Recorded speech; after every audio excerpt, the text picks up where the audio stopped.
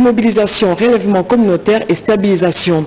Et puis, l'avocat congolais à l'ère de l'intelligence artificielle et innovation sur l'acte uniforme relatif aux procédures simplifiées de recouvrement et voies d'exécution, des thèmes débattus à l'occasion du 56e anniversaire de la profession de l'avocat congolais célébré ici à Kinshasa.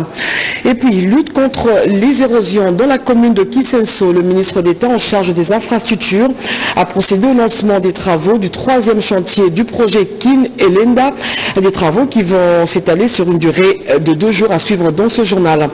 Enfin, cet élan de solidarité d'un Congolais, Freddy Mulumba, vient de déposer une plainte contre inconnu au parquet général près la Cour de cassation pour les 10 millions de morts massacrés à l'est de la RDC, à suivre dans ce journal.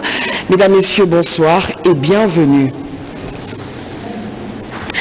D'abord, ces ordonnances présidentielles. Ordonnance loi numéro 24/014 du 8 juillet 2024 autorisant la ratification des accords prêts numéro 21 0015 0044 343 et numéro 59 001 50 0039 51 du 21 mars 2024 conclu entre la République démocratique du Congo et le Fonds africain de développement ainsi que la facilitation d'appui à la transition au titre de projet d'appui à la gouvernance, au développement des compétences en soutien au programme de transformation de l'agriculture en sigle PAGDC-PTA. Le président de la République, vu la nécessité et l'urgence sur proposition du gouvernement, ordonne, article 1, est autorisé conformément aux articles 214 alinéa 1er de la Constitution, la ratification des accords de prêt numéro 21 0015 0044 343 d'un montant de 39 900 000 $ américains et numéro 59 001 15 00 039 51 d'un montant de 78 800 000 $ américains conclu le 25 mars 2024 entre la République démocratique du Congo et le Fonds africain de développement ainsi que la facilité d'appui à la transition au titre de projet d'appui à la gouvernance et au développement des compétences au soutien au programme de transformation de l'agriculture. Article 2. La présente ordonnance loi entre en vigueur à la date de sa promulgation fait à Kinshasa le 8 juillet 2024. Félix Antoine Tshisekedi Chilombo, Judith Suminwa Tuluka, Premier ministre, pour copie certifiée conforme à l'original. Le 8 juillet 2024, le directeur de cabinet du président de la République, Anthony Kinzo Kamole, directeur de cabinet. Et puis cette autre ordonnance loi numéro 24/015 du 10 juillet 2024 portant autorisation de la prorogation de l'état de siège sur une partie du territoire de la République démocratique du Congo. Le président de la République, vu la nécessité et l'urgence sur proposition du gouvernement délibéré en Conseil des ministres, ordonne article 1 est autorisé conformément à l'article 144 alinéa 5 de la Constitution pour une période de 15 jours prenant cours le 11 juillet 2024 la prorogation de l'état de siège proclamé par l'ordonnance numéro 21/015 du 3 mai 2021. Article 2 sont abrogées toutes les dispositions antérieures contraires à la présente ordonnance loi. Article 3, la présente ordonnance loi entre en vigueur à la date de sa promulgation. Fait à Kinshasa le 10 juillet 2024, Félix Tshisekedi Chilombo, Judith Suminwa Tuluka, Premier ministre, pour copie certifiée conforme à l'original. Le 10 juillet 2024, le cabinet du président de la République, Anthony Kinzo Kamole, directeur de cabinet. Et puis, cette autre ordonnance numéro 24/066 du 10 juillet 2024 portant prorogation de l'état de siège sur une partie du territoire de la République démocratique du Congo.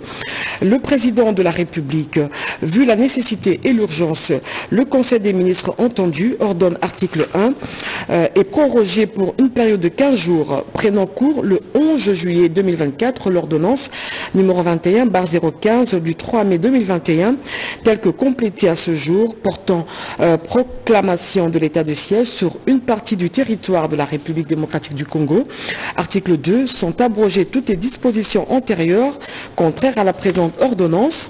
Article 3, le Premier ministre, le vice-premier ministre, ministre de l'Intérieur, Sécurité et Affaires coutumières, le vice-premier ministre, ministre de la Défense nationale et ancien combattant, ainsi que le ministre d'État, ministre de la Justice et garde des Sceaux, sont chargés chacun, en ce qui les concerne, de l'exécution de la présente ordonnance qui sort ses effets à la date de sa signature, fait à Kinshasa, le 10 juillet 2024.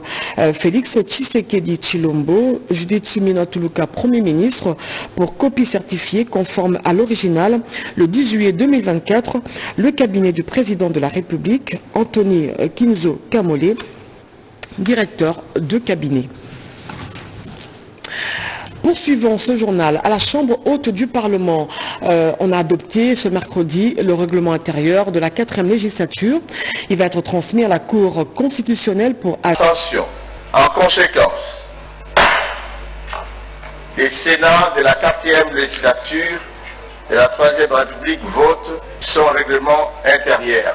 Mes sincères félicitations. C'est en ces termes que l'Assemblée plénière du Sénat a adopté ce mercredi 10 juillet au Palais du Peuple son règlement intérieur lors de sa séance, sous la direction du président du bureau provisoire, l'honorable Pascal Kimbelo Lumbu. Ce projet du règlement intérieur de plus de 309 articles sera transmis à la Cour constitutionnelle pour avis de conformité, conformément à l'article 112 de la Constitution. Plusieurs innovations y sont introduites, notamment l'obligation aux sénateurs à vie de participer aux travaux en commission, explique l'honorable Christophe Lutundola, président de la commission spéciale chargée de l'élaboration du règlement intérieur. Le nouveau règlement suggère également que l'accès au Parlement soit subordonné au port d'un badge en vue de sauvegarder la sacralité de cette institution. Auparavant, à l'unanimité, l'Assemblée plénière du Sénat a validé les mandats des 17 suppléants des sénateurs ayant renoncé à leur mandat. Ils sont désormais sénateurs. Chers collègues nouveaux sénateurs,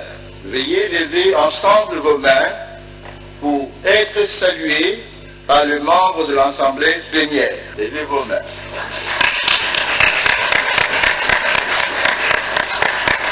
Au cours d'une communication, l'honorable Pascal Kimbelo a informé les élus des élus la mise sur pied d'une commission ad hoc sur la question de la gestion de la dotation de la Chambre haute pour le mois de mai. Je demande aux membres de chaque ancienne province de se réunir autour des doyens d'âge pour désigner un membre et communiquer son nom au rapporteur. Par ailleurs, le président du bureau provisoire du Sénat a accordé une audience à une délégation des sénateurs français, conduite par Guillaume Chevrolier, président du groupe d'amitié France-Afrique centrale. Au menu de leur échange, la coopération parlementaire entre la République démocratique du Congo et la France. Et à la Chambre basse du Parlement, cette fois-ci, les parlementaires français du groupe d'amitié France-Afrique centrale étaient en séance de travail avec le premier vice-président de la Chambre basse du Parlement. Les questions liées à la décentralisation et le plan d'action stratégique du réseau des parlementaires étaient au centre des échanges entre les deux parties. Alain Bikaï. Les questions de coopération bilatérale entre les parlements congolais et français étaient au centre de l'entrevue du premier vice-président de l'Assemblée nationale et les réseaux des parlementaires de l'amitié France-Afrique centrale. Ces parlementaires français ont manifesté au professeur Isaac Jean-Claude Chilumbaï leur souhait de partager les expériences avec leurs homologues congolais dans la gestion des collectivités décentralisées et le développement des infrastructures. Au sortir de cet entretien, le chef de la délégation française s'est exprimé à ces termes. Les sénateurs français souhaitent que ce soit une relation d'amitié, de coopération parlementaire. Nous, on est dans le cadre d'une mission de diplomatie parlementaire et nous avons abordé des sujets très concrets avec les députés autour de thématiques comme la décentralisation, le développement d'infrastructures, l'articulation entre le pouvoir local des provinces et un État central. On a eu un accueil très chaleureux de nos homologues et on est vraiment très heureux de passer quelques jours à Kinshasa pour appréhender les réalités congolaises. Pour Joseph Banga, qui est président du réseau congolais des parlementaires pour la décentralisation, cette rencontre va booster la mise en œuvre du plan stratégique de cette organisation. L'école de guerre de Kinshasa vient de former 25 officiers, dont 13 Congolais et 12 étrangers. Ils ont été outillés sur la stratégie et art de la guerre. Formation clôturée au Centre supérieur militaire ce mercredi par le Premier ministre Judith Suminwa, qui tient à la formation régulière des militaires par l'instruction et l'entraînement plutôt. Voilà, j'y arrive pour les militaires FRDC. Jémy Mamogo nous en dit plus. Major Bems. Une armée professionnelle pour une nation tournée vers la grandeur. L'école de guerre de Kinshasa vient de former 25 lauréats dans le lot de 13 Congolais et 12 autres étrangers. La clôture de la formation, l'ouverture et la nouvelle année ont été honorées de la présence de la première ministre représentant le chef de l'État, commandant suprême des forces armées de la République démocratique du Congo. Les 25 lauréats ont été formés dans 4 domaines: la stratégie et art de la guerre, la vision prospective sur le monde et l'Afrique dans le cadre de la géopolitique, les actions interministérielles ainsi que le leadership. Nous avons été outillés et nous osons croire, selon que nous serons affectés par la hiérarchie, d'apporter notre pierre de contribution et de mettre en application toutes les notions, tous les enseignements que nous avons reçus au cours de cette scolarité. Nous sommes très heureux. Je suis le lieutenant-colonel Aniko Alactignon du Togo. Je viens de passer une année de scolarité ici à l'école de guerre de Kinshasa. Je vous rassure que j'ai tous les outils pour mener une bonne planification dans le cadre de la sécurisation de mon pays et de l'Afrique toute entière. Face à l'insécurité récurrente dans l'est du pays, le vice-premier ministre, ministre de la Défense nationale et ancien combattant, Guy Kabombo Mwadiamvita, réaffirme la détermination du gouvernement à professionnaliser l'armée congolaise afin de la rendre plus puissante. La présence de son Excellence Madame la Première ministre, chef du gouvernement, à cette cérémonie doit être pour nous tous une interpellation et surtout l'expression de l'attachement de son Excellence Monsieur le Président de la République, chef de l'État et commandant suprême des forces armées et celui du gouvernement à la professionnalisation de l'armée et au perfectionnement de ses cadres, gage de la montée en puissance et de la survie de la nation. Le chef d'état-major général des FARDC, le général d'armée Christian Chiwewe, a salué ce cycle de formation. Le programme d'action du gouvernement consacre la formation régulière des militaires par l'instruction, l'entraînement, la spécialisation et le perfectionnement des troupes, des officiers et sous-officiers, ainsi que des instructeurs et formateurs militaires. L'ambassadeur de la France en République démocratique du Congo a quant à lui salué la coopération militaire qui existe entre son pays et la RDC, ayant permis à ce jour l'internationalisation de cette formation. Le ministre de l'intégration régionale s'est rendu au Gabon et en Guinée. Didier Mazengou est porteur d'un message du président de la République à ses homologues gabonais et guinéens qui sollicitent son implication dans l'organisation des élections législatives et locales. Vital Pagan nous en dit plus. La facilitation congolaise est toujours en marche. À travers son envoi spécial, le facilitateur désigné de la communauté économique des États de l'Afrique centrale, Félix Antoine Tshisekedi Tshilombo, poursuit sa tournée dans l'espace CAC. Objectif, plaider la Côte du Tchad en pleine préparation des élections législatives et locales. Le ministre de l'intégration régionale, Didier Mazenga Mukanzu, et envoi spécial du facilitateur, a donc remis à ce sujet le message du chef de l'État congolais à son homologue du Gabon, le général Brice Oligui Nguema. Après le Gabon, cap vers la Guinée équatoriale pour le même objet. Comme le président du Gabon, le chef de l'État guinéen et président en exercice de la CAC, Théodore Obiang Nguema, a donné son accord de principe pour soutenir la démarche du facilitateur congolais, explique Didier Mazenga Mukanzu. Le message lié à un rapport à mi-parcours sur le processus de transition au Tchad, solliciter l'appui à l'organisation des élections législatives et locales prévues vers fin octobre. Et le président a été content du fait d'abord qu'il est lui-même président en exercice de la CAC. Il a demandé de transmettre le message de félicitations au président Félix Antoine Tshisekedi Tshilombo. Pour rappel, c'est depuis 2022 que le chef de l'État congolais, Félix Antoine Tshisekedi Tshilombo, a été désigné facilitateur au processus de transition au Tchad. Le processus de désarmement et de rapatriement des ex-combattants burundais opérant sur le sol congolais va bientôt être lancé. La lancée du coordonnateur du programme de désarmement, démobilisation, relèvement communautaire et stabilisation, une opération qui s'effectue avec l'appui du mécanisme national de suivi de l'accord d'Addis Abeba. Peggy Mukunda. La coopération bilatérale entre la République démocratique du Congo et le Burundi est au beau fixe. C'est ce qui justifie la rencontre du coordonnateur national du PDDRCS, le professeur M. l'abbé Jean Bosco Bala, et l'ambassadeur du Burundi, M. Mwamba Nirampemba, en RDC, dans son cabinet de travail.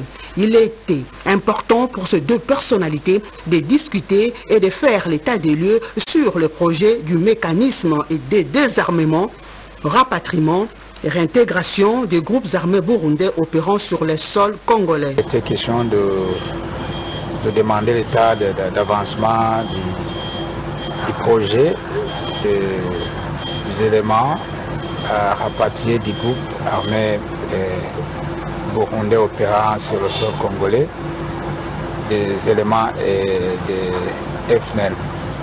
Dans sa mission légalienne, ce travail revient au PDDRCS qui est outillé pour s'occuper des questions des groupes armés étrangers avant leur rapatriement dans leur pays d'origine, a signifié le coordonnateur national du PDDRCS dans ce mot. Non militaire pour inciter les groupes armés étrangers à pouvoir accepter le désarmement et le rapatriement dans leur nation. Nous travaillons avec le mécanisme national de suivi de l'accord cadre d'Addis Abeba et avec le bureau de l'envoyé spécial du secrétaire général des Nations Unies dans les Grands Lacs pour voir de quelle manière nous pouvons faire rentrer. Il y a un groupe d'ex-combattants burundais qui sont prêts à entrer dans le processus de désarmement. Par ailleurs, le coordonnateur national du PDDRCS était avec le représentant de la RDC à l'Union africaine, M. Moïse Balagazi. Ces derniers ont venu lui faire part des actions communes et des possibilités de collaboration pour le retour de la paix à l'est du pays. Le professeur l'abbé Jean Bosco Bala a échangé également avec une délégation de l'ONU Femmes conduite par la conseillère en consolidation de la paix à l'ONU Femmes, Madame Bijou Onama Birch.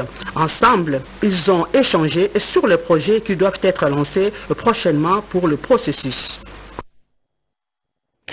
Au nom du président de la République, le directeur de cabinet du chef de l'État Anthony Kinzo a présidé ce matin la cérémonie de remise des hyperguides de douane au directeur général de la DGDA, une initiative du président de la République Félix Antoine Tshisekedi pour la prévention et la lutte contre la corruption et les antivaleurs. Pierre Kibambe Somé, Kazo Kazadi pour ce reportage.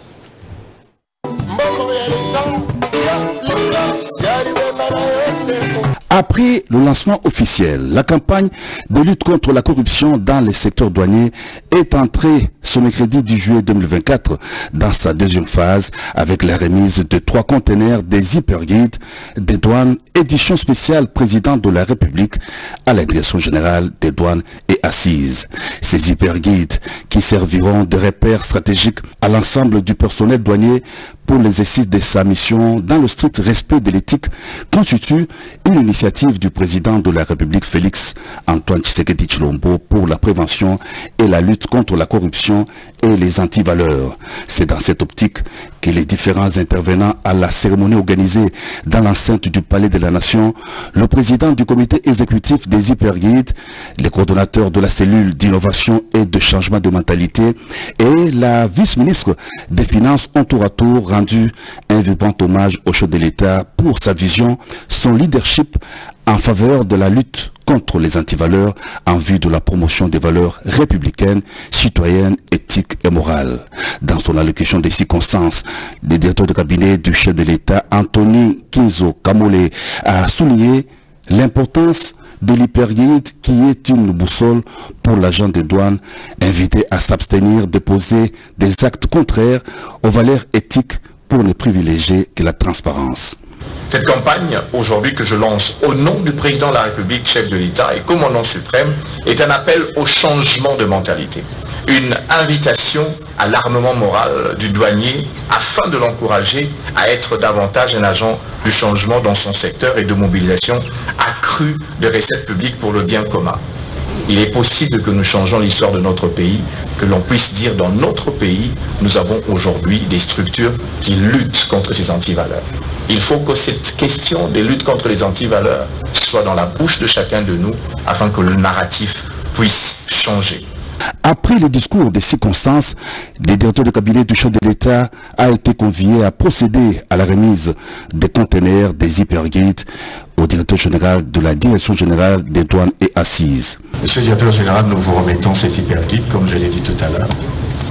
Je pense que vous avez une lourde charge. À partir d'aujourd'hui, vous ne pouvez plus prétendre ne pas savoir qu'il y a des règles d'éthique. Mais aussi, les agents de douane, à partir de maintenant, on va leur dire, vous n'allez plus dire que vous ne saviez pas. Le DG de la DGDA, Bernard Kabessé, a, au nom de son entreprise, pris l'engagement de tout mettre en œuvre pour la sensibilisation et la vulgarisation de ce manuel afin que chaque agent des douanes s'en approprie dans son vécu quotidien pour donner au gouvernement de la République les moyens de son action.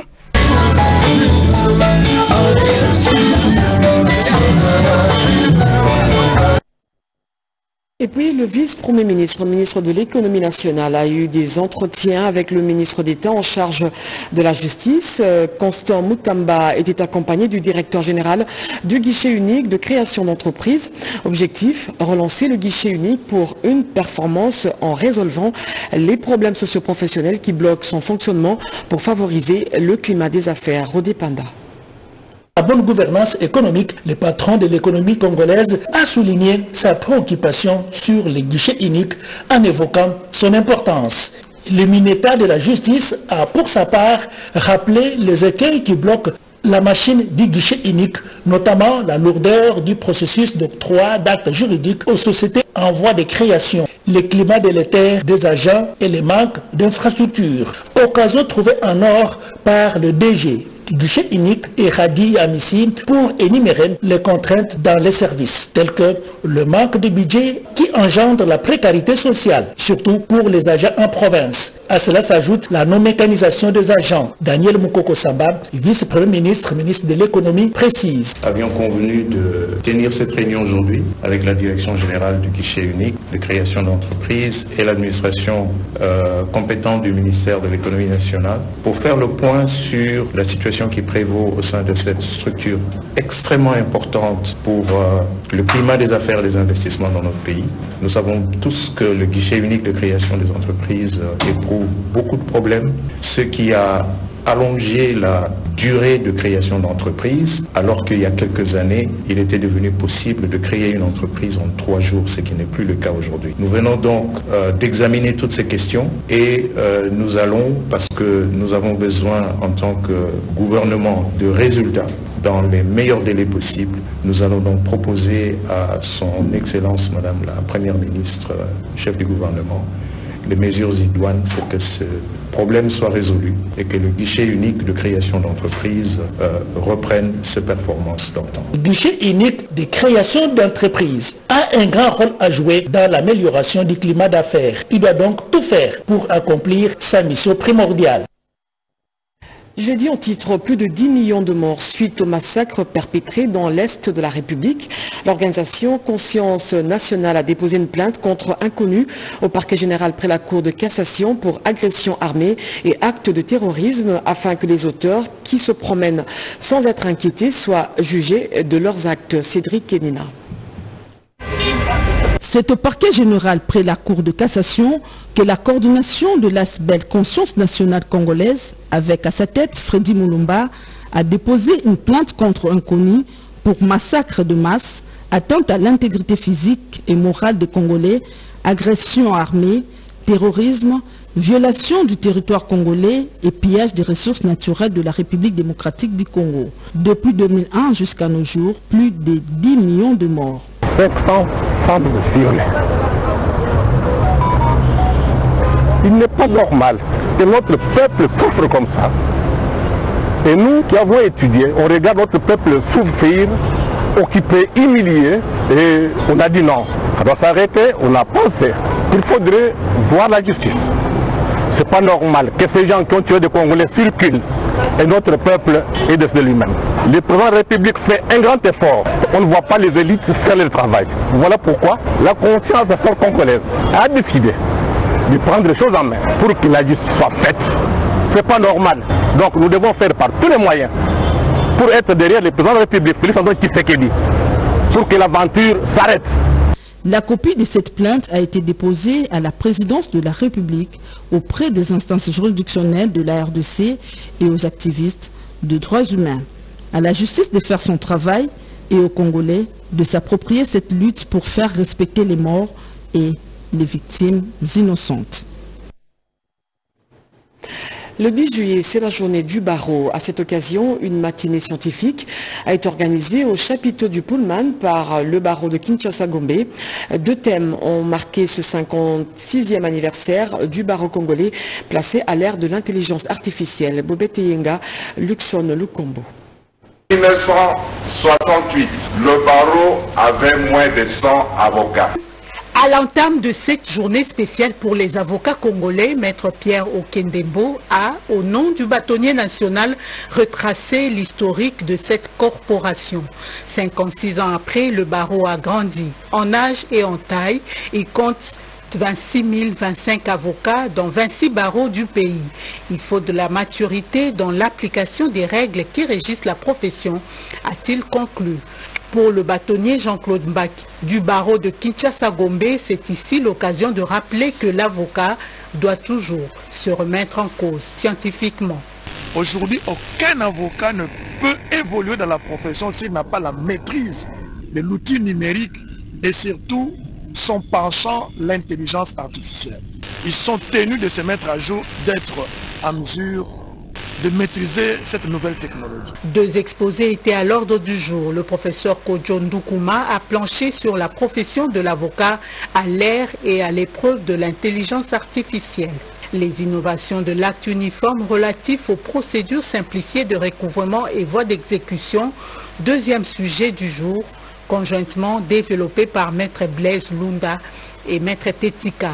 L'écoute et le débat étaient au rendez-vous de cette 56e journée du barreau, célébrée ce 10 juillet, une célébration qui se poursuivra par une soirée de gala. Sachez aussi que le bon syndical et le comité de gestion de la GECAMIN sont en assemblée générale dans la ville de Lubumbashi. Un seul point était à l'ordre du jour, les revendications sociales des travailleurs de la GECAMIN, Mac Makolo et Berry Kilouba. Le rendez-vous du 77e réunion syndicale générale de la GECAMIN vient d'avoir lieu le mercredi 10 juillet 2024 en la salle Mumbunda à Lubumbashi dans la province du Haut-Katanga. Cette assemblée a porté sur les différentes revendications des travailleurs à la générale de carrière et des mines. Prenant la parole à cet effet, le président du bureau syndical permanent, Prosper Kachoba, a décrit la situation professionnelle de la GECAMIN marquée par l'exploitation des ressources minières en partenariat avec les mandataires, car la société en elle-même est en difficulté, a-t-il indiqué. Depuis du niveau faible de production, nous sommes obligés de vous présenter notre cahier des charges avec tous les risques. De son côté, le directeur général Placide Nkala a présenté la vision du président de la République, Félix Antoine Tshisekedi Tshilombo, destinée à redresser la GECAMIN par l'amélioration du social de l'employé et par la sauvegarde du patrimoine de la société et par l'organisation efficace du système financier. À ce jour, nous allons plus aborder le côté capital humain, car c'est ces secteurs, ces volets qui nous préoccupent le plus ici. Depuis ma bord, je tiens à préciser une chose. Le monopole du social n'est pas réservé aux banques syndicales. La direction actuelle, le comité de gestion actuel est aussi préoccupé par, comme vous, sur la situation sociale de nos employés. Les discussions se sont ouvertes afin de consolider le partenariat de la GECAMIN au profit de la répartition équitable de fruits entre les travailleurs de cette entreprise du portefeuille. Alexis Guizarro continue de lutter contre les érosions à travers la capitale. Ce jeudi, le ministre d'État en charge des infrastructures a procédé dans la commune de Kisenso au lancement des travaux du troisième chantier du projet Kin et Lenda, un projet qui vise à enclencher une transformation progressive des milieux urbains autour d'une série d'interventions pour améliorer les conditions de vie des populations. Erudis Kitutu, Herman Bakunda pour ce reportage. La commune de Kinsenso n'est pas restée dans les oubliettes dans les projets de développement et modernisation de Kinshasa. Le ministre d'État des Infrastructures, Alexis Guizarro, a lancé dans cette municipalité les travaux de lutte contre l'érosion et les inondations. Ces travaux porteront aussi sur la construction en béton armé des voiries des avenues Moulélé, Mazout et Nsao. Nous venons effectivement de lancer des travaux où nous allons réaliser des ouvrages de drainage pour lutter contre tous les problèmes d'érosion.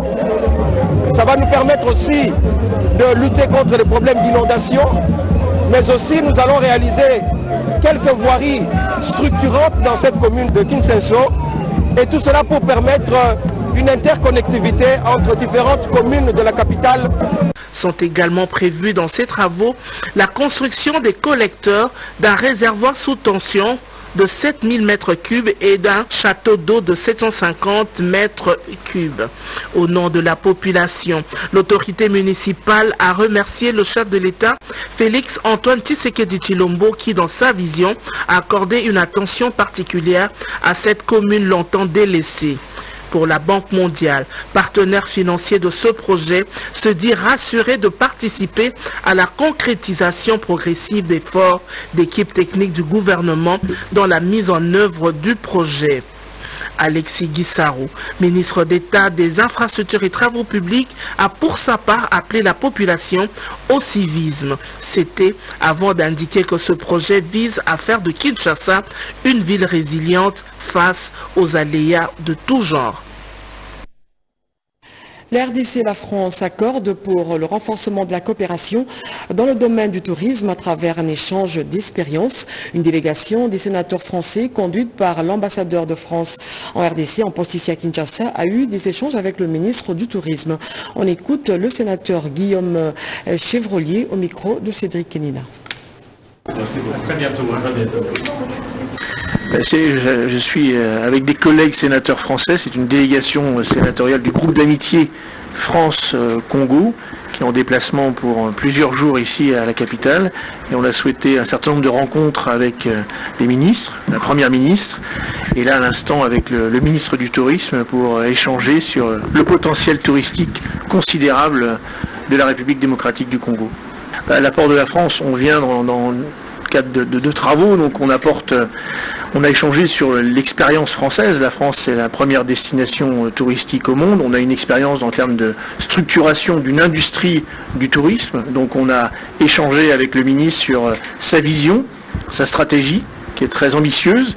Et nous, on a apporté notre regard pour aussi faire des offres de services pour nos entreprises françaises, pour qu'elles puissent aussi concourir au développement du tourisme en RDC. Merci. La ministre de la Culture, Arts et Patrimoine s'est rendue au Musée national. Yolande Elébé invite les artistes à promouvoir la paix à travers leurs œuvres et dire non à l'agression rwandaise dans la partie est de la République. Fanny Malonga. Les artistes et comédiens qui ont rencontré ce jour la ministre de la Culture, Art et Patrimoine ont été sensibilisés par Yolande Lebe Mandembo à concevoir des productions dédiées à la paix dans l'Est.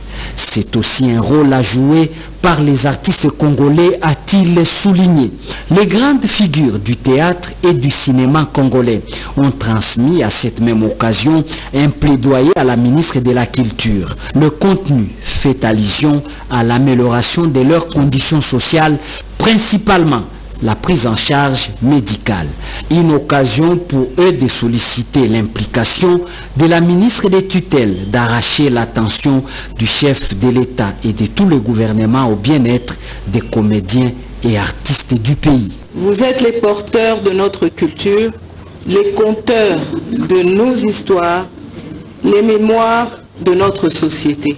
Il nous faut également devenir le bras séculier de la cohésion nationale et de la conscientisation face aux enjeux de l'heure, principalement la situation sécuritaire à l'est de notre pays. Tout oui, la ministre a promis à ses interlocuteurs de prendre en compte le mémo à lui déposé par l'ANTPC, ce avant de faire allusion au soutien que ne cesse d'accorder la première dame Denise Nyakeru Tshisekedi face aux soins de certains comédiens.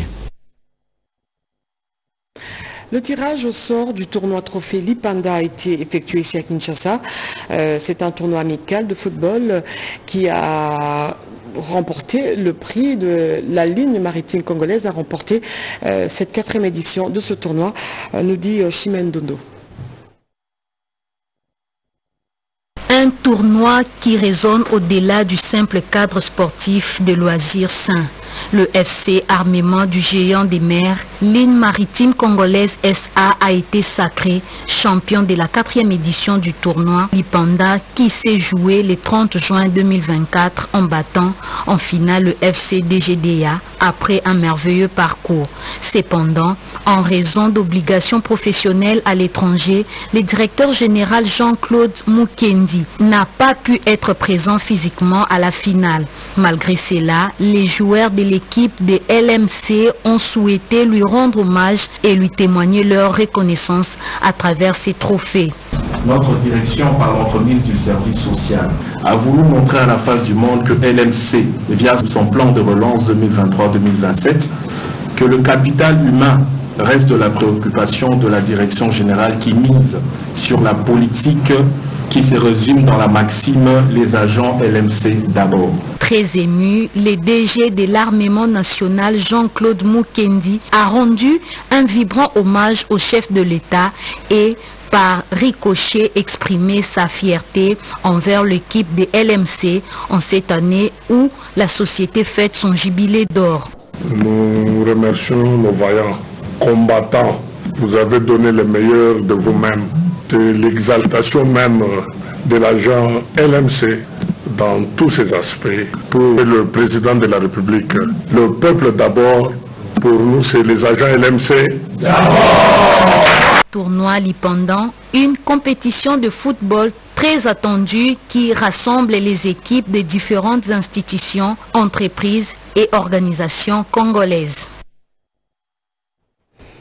Le Grand Équateur est déterminé à s'unir pour le développement des populations locales. À la base, le coordonnateur du collectif des gouverneurs issus de cette province a présenté au ministre d'État de l'Agriculture, Grégoire Moutombe, un projet dénommé MAC. Marie Kalong nous en dit plus.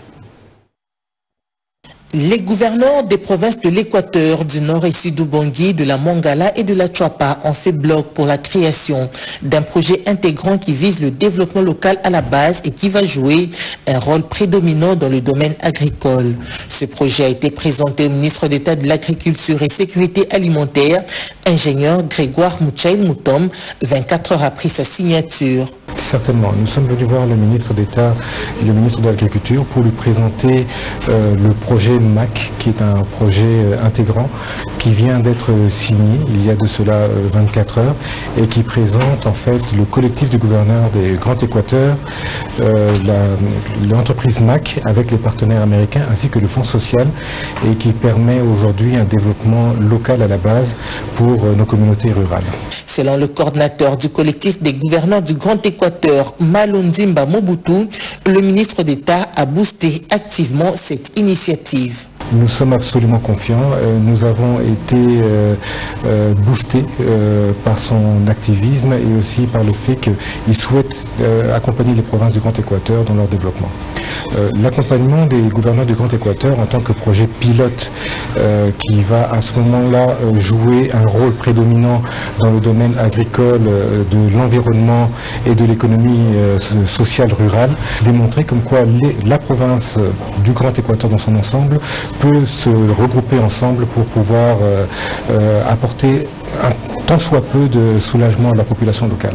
À noter que l'agriculture reste l'activité principale des ménages de l'Équateur avec les cultures du manioc, maïs, bananes, plantains et autres. Après une année de fonctionnement sans interruption, les installations électriques du projet Kinsuka ont épuisé la garantie. Elles ont donc été remises officiellement et définitivement à la SNEL par Shanghai Electric. C'était au cours d'une cérémonie organisée au poste de Kinsuka. Témoin de l'événement, Edith Chala. Inauguré par le président de la République, Félix-Antoine Tshisekedi, en novembre dernier, 4 mois après la réception provisoire par SNEL SA, les 3 composantes du projet Kinsuka, c'est-à-dire la ligne de 100 kV et le renforcement de la sous-station Kinsuka, sont à présent définitivement entre les mains de SNEL SA. Shanghai Electric se désengage de la gestion des infrastructures ainsi construites. 9 juillet 2023, 9 juillet 2024, une année après, SNEL hérite des installations neuves au profit des populations de Kinshasa, mais particulièrement celles de la partie ouest de la capitale. La cérémonie s'est déroulée mardi à Kinshasa après une année de garantie contractuelle de fonctionnement ininterrompu du poste et autres installations. Le directeur de la coordination des projets SNEL, Michel Kaninda, détaille le cadre de ce projet. Aujourd'hui, nous nous sommes retrouvés au poste de Kinsuka. C'est pour prononcer la réception définitive des composantes du projet qu'on a mis en service l'année passée. Comme vous le savez, on a achevé la construction des postes de Kinsuka en juillet 2023. Sous la coordination du directeur général de SNEL SA, Fabrice Lucindé, cette cérémonie consacre la fin du projet et confère la responsabilité de toutes les installations à SNEL SA. Enfin, décédé à Bruxelles, le général Pierrot Mwanamputu, porte-parole de la police congolaise, a été inhumé. Avant sa mise en terre, des hommages mérités lui ont été rendus, suivis des dépôts de gerbes de fleurs. Regardez. La République démocratique du Congo a rendu un dernier hommage à l'ancien porte-parole de la police nationale congolaise, le général Mwanamputu. C'est la vice-ministre de l'Intérieur, Sécurité et Décentralisation, Eugénie Tshilakamba, qui a porté la compassion du chef de l'État, Félix-Antoine Tshisekedi Tshilombo, et du gouvernement piloté par la première ministre Judith Suminwa auprès de la famille professionnelle et biologique du défunt, au nom du vice-premier ministre de l'Intérieur. Devant les officiers de sécurité et d'autres personnalités venues au quartier général de la police nationale congolaise pour cette cérémonie des derniers hommages, Eugénie Tshilakamba n'a pas retenu ses larmes dans le bras de la veuve et de ses désormais enfants orphelins après les dépôts de gerbes des fleurs. Elle s'est rappelée des loyaux services rendus par cet officier supérieur dans sa mission de porter haut la voix de la police nationale congolaise comme porte-parole. Un moment inédit qui n'a laissé personne indifférente face à la disparition de cette icône policière décédée récemment en Belgique suite à une courte maladie. Que l'âme du défunt repose en paix. Et puis se communiquer avant de boucler ce journal. La Banque centrale du Congo compte acquérir pour son fonctionnement des consommables informatiques, des fournitures de bureau, des imprimés ordinaires et des consommables pour le traitement des billets de banque en marché à bon de commande.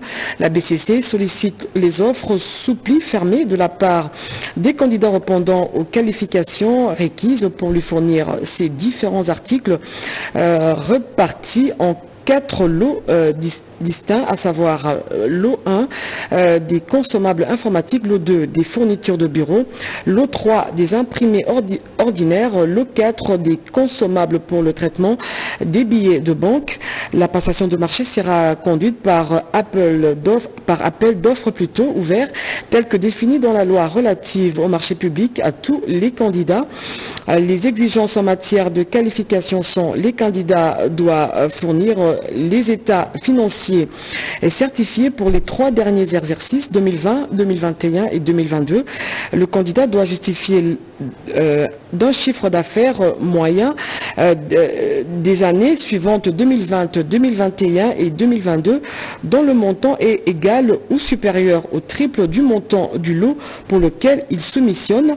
Le candidat doit fournir documentation à l'appui, contrat, bon de commande, bon de livraison, les références d'au moins 3 marchés similaires exécutés.